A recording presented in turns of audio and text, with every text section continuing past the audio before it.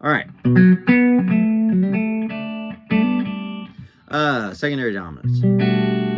It's an entire secondary dominance is an entire class of chords that aren't in a key that you can understand just by a simple basic principle, and that will give you access or a way to know where a ton of sounds that you already probably know are located. And to put that file folder, there's a file folder in your brain of secondary dominance, and it covers a ton of possibilities. Not a ton, but plenty of possibilities, and it'll tell you where to go to get the sounds that you know, like if you're writing or if you're on a gig and something, you're playing something by ear, you're having to learn the song as it goes. You'll learn to recognize these sounds, like, oh, that's a so and so. Well, let's talk about what they are. So, the 5 chord traditionally in Western music, and I say traditionally, I mean until the 1800s in classical music and until the 1960s in jazz. I mean, we're talking hundreds of years of music is mainly focused on, from a chord progression standpoint, of Western music. In other words, all the music, pretty much all the music that had chords, right? Is more or less, most of the chord progressions are more or less just making it to a 5 chord to then go to a 1. So let's say 1, 4, 5, 6, right? So we got 5, 1. So, right, so 5 to 1. Or 5 to 6 can happen. But the point is dominant to tonic. So the 5 chord being the most tension that can happen naturally in a key, going to the most resolution that can happen naturally in the key, 1 or a 6. So 5 to 1. And of course, I mean, you need to know this shape on the guitar, right? If you got a 1, here's its 5, right? A 1 on that string, the 5 is here. A 1 on this string, the 5 is here. So 5 to 1 or 5 to 1.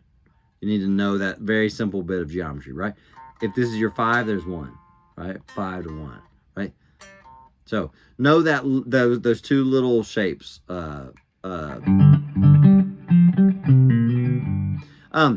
So the idea behind, so that's the main dominant. So a 5 to a 1 is the 5 is a dominant chord. Secondary dominants are the idea is that any other chord in the key could have its own 5 chord. And here's the idea. So let's say I'm going 1, and I'm going to go to a 6. Let's say to get to that 6, I want to take a little dirt road. So I'm going to give it its 5 chord, right? Here's the 1, there's its 5, right? 1, 5. So anytime you got a 1 on this string, 5 is here. Anytime you got or 5 is here. So here's where I'm going. I'm going to precede it by its own 5 chord. That's a dominant 7, root 3, 5, flat 7, right? So 1 chord. I'm going to 6. I'm going to 5 of 6 to 6. Now, I know what you're saying, but that's the 3 chord, right? And that's right. So if you turn the 3 chord dominant and go to a 6, it's called the 5 of 6. You can hear how it just naturally happens. A million songs do that, you know? That really mediocre Sam Smith song, because they all are. I mean, look, anybody on the radio is probably pretty mediocre, right? You should not be spending most of your listening time listening to the radio or anything that would ever get on the radio. 1, 5 of 6 to 6. Plus, you know, he was a Mr. Sassy Pants about Radiohead once. So, and yeah. 1, 5 of 6 to 6, right? 4.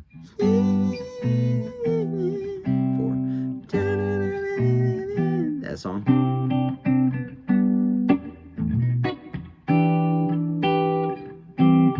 4. All right. let's say we get the 2, here's our 5. Let's do a 5 of 5. We're going to give the 5 chord its own 5 chord. This one is magnificently common in old music, right? And when I play it, when I give examples, it's going to sound really, really old, right? So like, so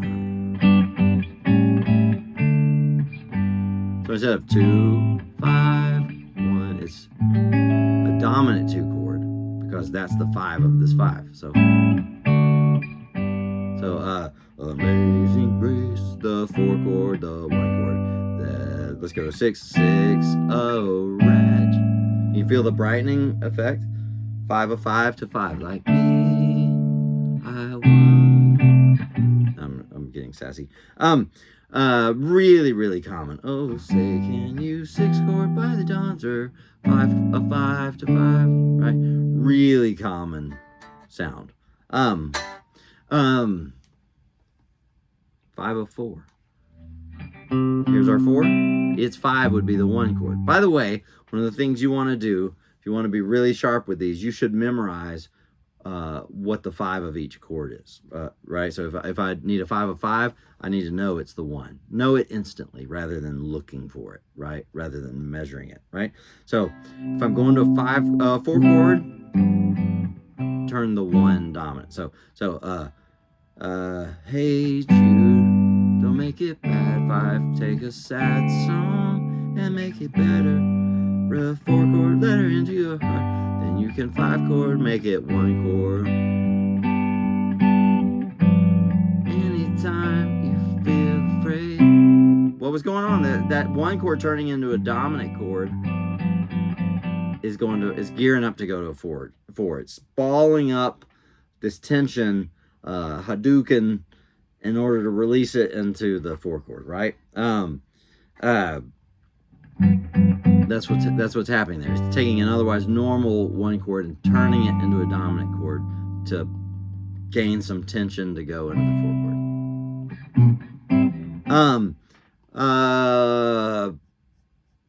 chord. Blues does it, or jazz players will do this on a blues all the time. So, but here's the thing: in a blues, it's already a dominant chord, right?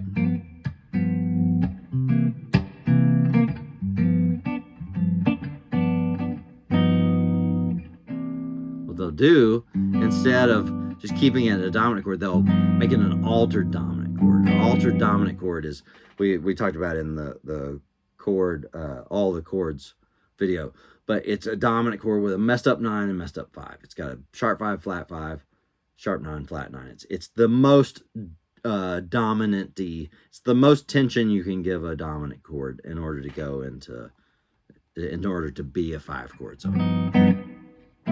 So that's what jazz players will do.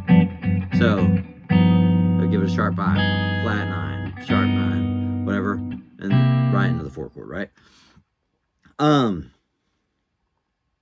Okay, so 5 of 2 is very common. Here's my 2, 5, 1. Very common. 1, 6, 2, 5, 1, 6, 2, 5. So 1, 6. That's 6, turning it dominant because it's the 5 of the 2 chord.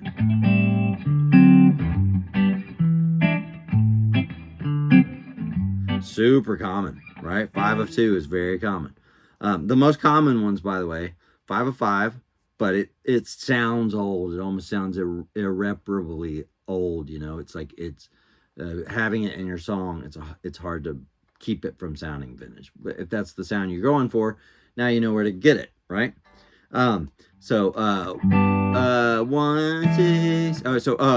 Most common ones are 5 of 5 for sure.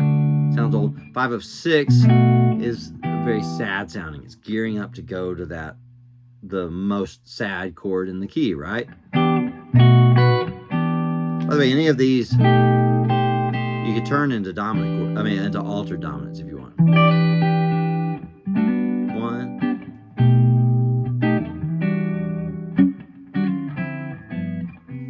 We'll talk about what's going on there. And what a 5 of 3 3 is somewhat common. That would be a 7. Not nearly as common. I would say that's the least common one. But there you go. Look, 5 of 4, 5 of 5, 5 of 6, 5 of 2, 5 of 3, and yeah, those are the ones. 5 of 7 never happens. I mean, nobody doesn't have a tonic sound to it. But right there, 5 of 6, because this is the 3 of the key, right? 3 turning into a dominant chord to go to 6, right?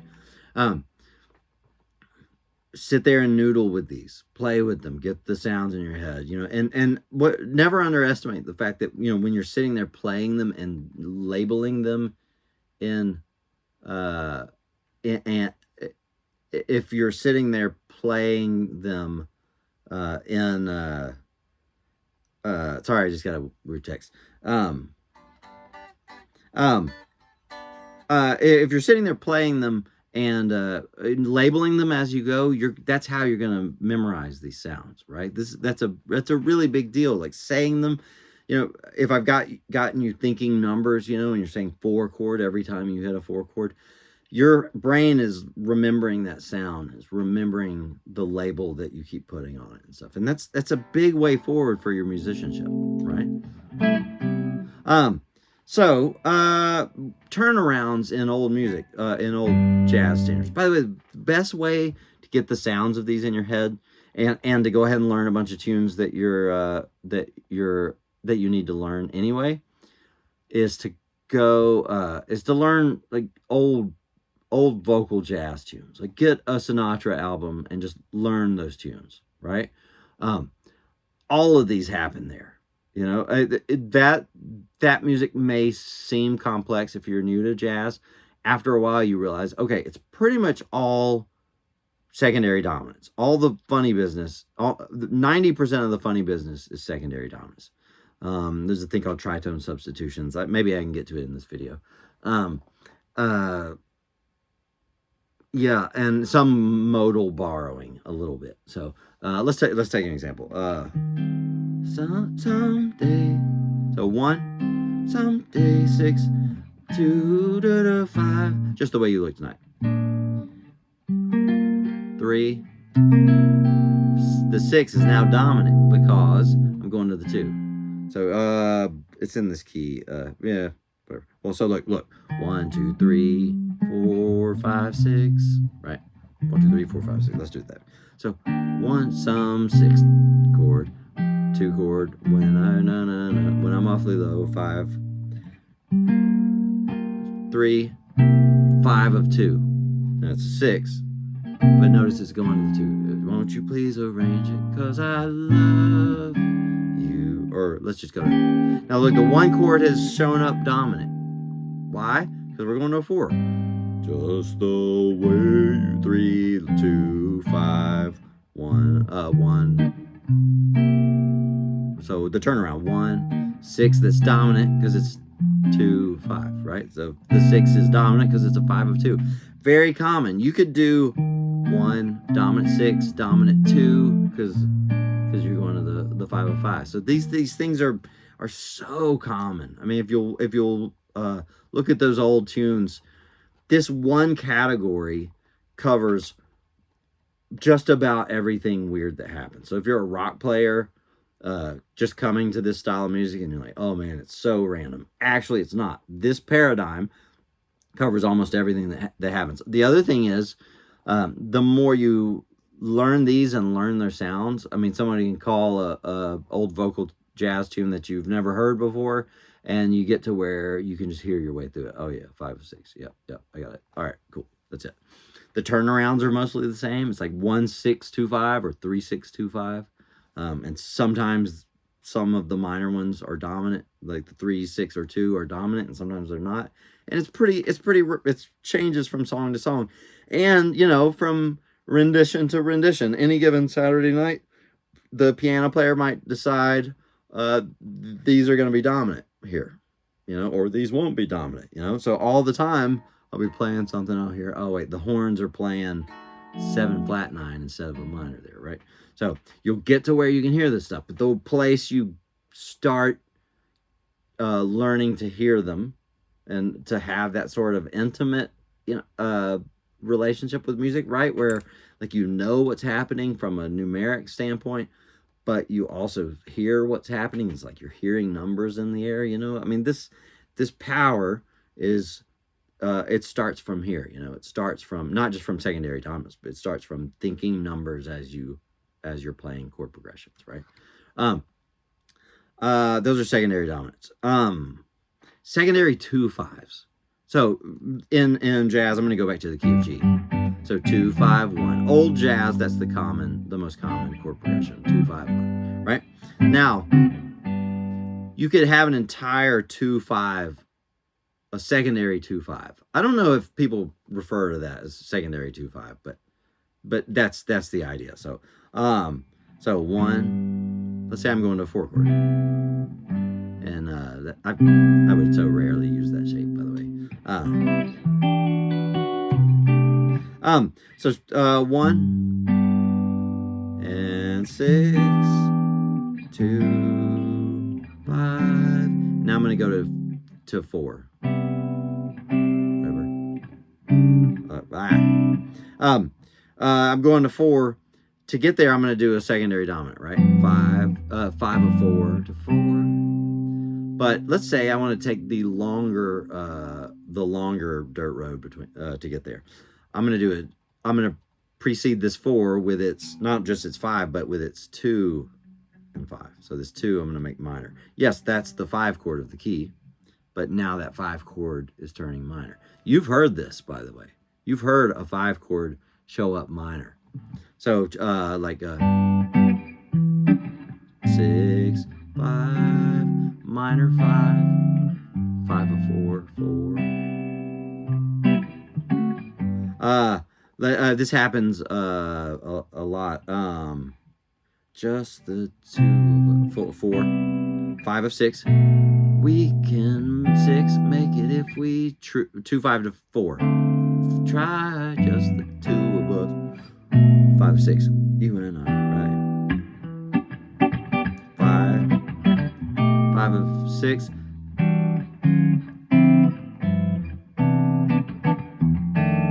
Something different. Sorry. Secondary 2/5s, right?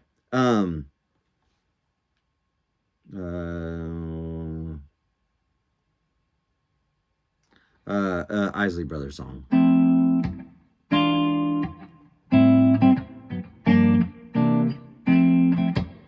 Some of you may know it as Love It When You Call Me Big Papa, right? So 4, 5 of 6. They're doing a 7 flat 9. So we're in the key of C here. So 4. Sometimes I'm resorting to these more basic shapes just to, because I know that can be confusing when the shapes are also seem random. So 4, 5 of 6. Because here's my 6. Here's my 3 chord. So 4, 3, but instead of minor, it's dominant. 6.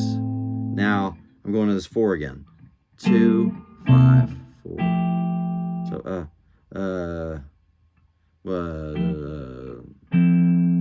trying to remember the Big Papa lyrics, but I can't right now for some reason. What's the hey girl, ain't no mystery, at least as far as I can see, I wanna keep you here. Fancy 5 of 6. Being next to me, sharing our love. Actually, sometimes they're doing a between. Oh. Ooh, baby, baby. Yeah. Your love surrounding me. What is it? Whatever. So 2, 5, 1, 6. 2, 5 to 6. 2, 5 to 6. Okay. Anyway, secondary 2/5s. That's a very common. Except that's not secondary. I don't want to cover everything. Sometimes I don't know how wide of a net to cast on these videos, you know, and people will have questions. It's like, yeah, I should have gone back one step further to explain this stuff. Anyway, word up. In fact, yeah, secondary dominance. Make sense? Get them on your hands, get them in your ear holes, and they will take up permanent residence in your brain. And that's where you want them, you know? You want them, the sound in your head, you want them so that you're doing a video and you're like, oh, that Isley Brothers song, that's that sound I'm looking for. And you know where they are, right? Even if, I have played that before, but the principle is, but even if you hadn't played it before, it's like, you know where it all is, right? You see it in the grid. So, which is kind of what we've been doing all this time, right? We're building a grid. We're building these numbers, not every video, but, and we're putting the chord qualities on them and telling you tricks to do with them. So, secondary dominance. It's a big deal. It's a very big deal. Secondary 2/5s, by the way. Okay, so let me at least talk about this one more for one minute. Secondary 2/5s. There are two kinds of 2/5s. There's a major 2/5 and a minor 2/5, and their names are a little deceptive because a major 2/5. Here, let's go to key of G. A major 2/5 is like this. A major 2/5 starts with minor, then dominant, then major. A minor 2/5 starts with half diminished, dominant to minor. So half diminished, dominant, minor. And where that comes from is because, so here's 1, 2, 3, 4, 5, 6, 7 would be a half diminished. 3 turning it into a 5, 6. Yeah. Anyway, you can do a major 2/5 to a minor chord or a minor 2/5 to a major chord. In fact, well, that's not a good example. Anyway, basically, you can do anywhere you want. You can do a minor 2/5 and a secondary 2/5 to anything, and that first chord could be half diminished if you want, or it could be minor. Some of the piano players in town, this one killer piano player here in town, Miles Tate. Every time we play Blue Bossa, or I mean a lot of tunes, he likes taking minor 2/5s and turning them into major 2/5s. Which again, what's deceptive about that? It has nothing to do with the major or minor chord, because in a major 2/5, in the 2 or the 5, neither of them is major. The idea is that you think you're going to a major chord, even if you don't end up there. And a minor 2/5, neither the 2 nor the 5 is minor. You just think you're going there. So yeah, you get a lot of singing from me in these videos. It's a bonus. So 2, 5 to 6, or 2. Yeah, I mean it's 6 to 2, 6 and 2, then 2, 5 to 6, 2, 5 of 6.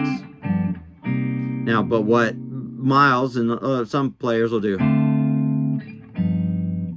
will turn that half diminished into a minor 7. And it's got a nice little brightening effect, you know. Whoops. It's got a nice little brightening effect. It's a cool sound, right? You can play pretty loosely with that stuff, you know. Yes. I was going to say this.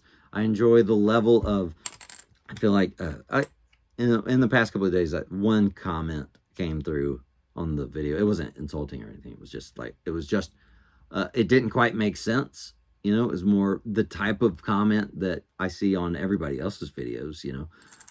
I mean, or just on YouTube videos in general, where it's just like some banter, or if somebody thought something was funny or whatever. And